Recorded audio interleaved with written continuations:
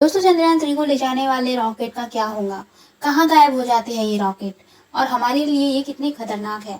ये सारे interesting question के आंसर आज आपको इस वीडियो में मिलने वाले हैं। तो आपको इस वीडियो को एंड तक देखना है। तो चलिए फिर वीडियो को स्टार्ट करते हैं।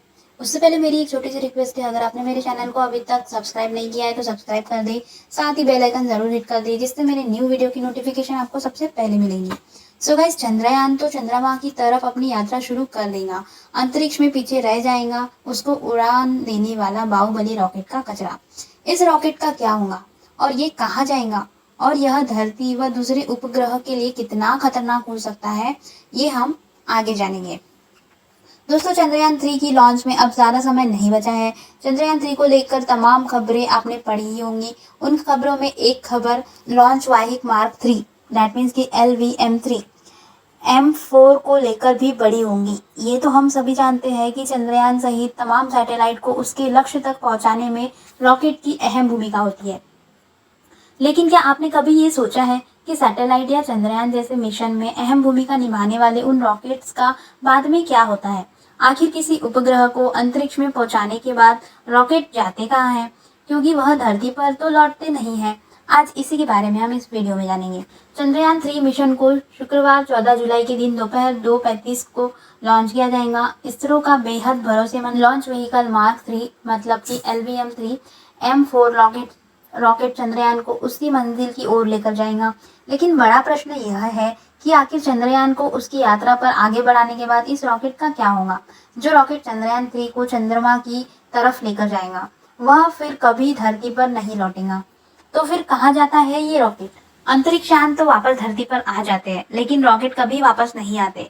ऐसे में ये प्रश्न उठता है कि आखिर रॉकेट का क्या होता है और वो कहाँ जाता है? जब अंतरिक्ष यान या सैटेलाइट रॉकेट से अलग होता है तो उसका एक बहुत छोटा सा हिस्सा ही बचा रह जाता है। इसमें बाकी हिस्से पृथ्वी के वायुमंडल में आपस में आते ही जलकर खत्म हो जाते हैं, लेकिन एक आखिरी हिस्सा स्पेस में ही रह जाता है। यह हिस्सा अंतरिक्ष के कचरे का हिस्सा बन जाता है और वहीं घूमते रहता है। अंतरिक्ष में बहुत सा ऐसा कचरा, स्पेस जंक घूम रहा है। स्पेस डेब्रिस किसे कहते हैं? जब भी धरती में कोई चीज अंतरिक्ष में भेजी जाती है तो वह उसी रूप में या उतनी ही मात्रा में धरती पर वापस नहीं आती जितना उसे भेजा जाता है। उसका कुछ हिस्सा अंतरिक्ष में ही घूमते रहता है।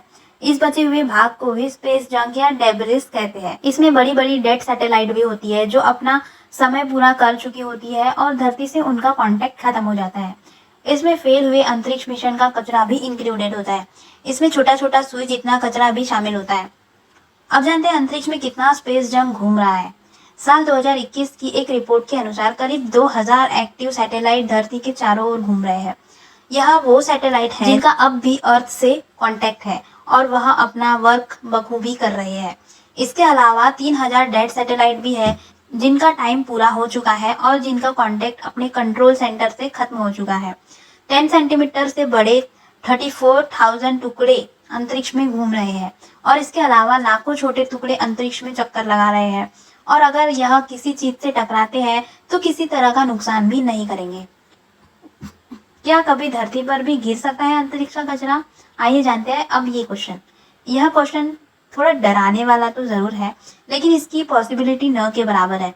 क्योंकि अगर कोई भी टुकड़ा वापस धरती के वातावरण में घुसता है तो बहुत अधिक घर्षण के कारण उसमें आग लग जाती है और वह जमीन के सैकड़ों किलोमीटर ऊपर ही नष्ट हो जाते हैं।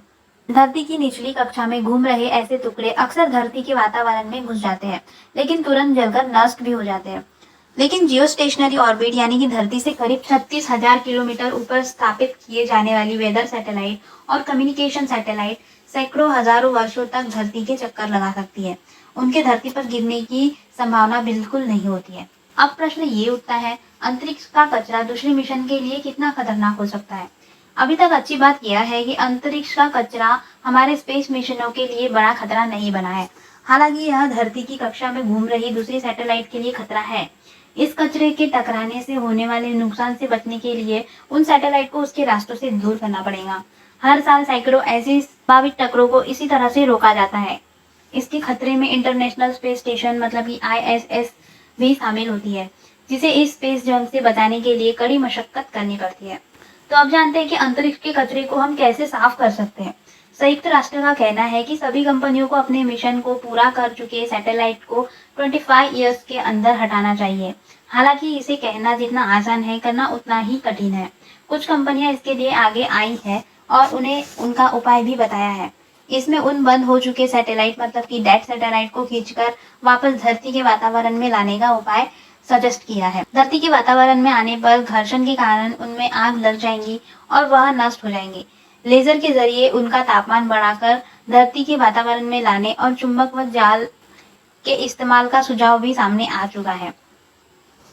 तो दोस्तों, आपको ये इन्फॉर्मेशन कैसी लगी कमेंट करके ज़रूर बताना। वीडियो अच्छी लगी हो तो वीडियो को लाइक करें। इसी तरह की न्यू वीडियो देखने के लिए मेरे चैनल को लाइक कर दें और सब्सक्राइब करना ना भूलें। साथ ही बेल आइकन जरूर हिट करें, उससे मेरे न्यू वीडियो की नोटिफिकेशन आपको सबसे पहले मिलेंगी। सो गाइस, आज की वीडियो में इतना ही। मिलते हैं नेक्स्ट वीडियो में, तब तक के लिए good bye, take care, thanks for watching.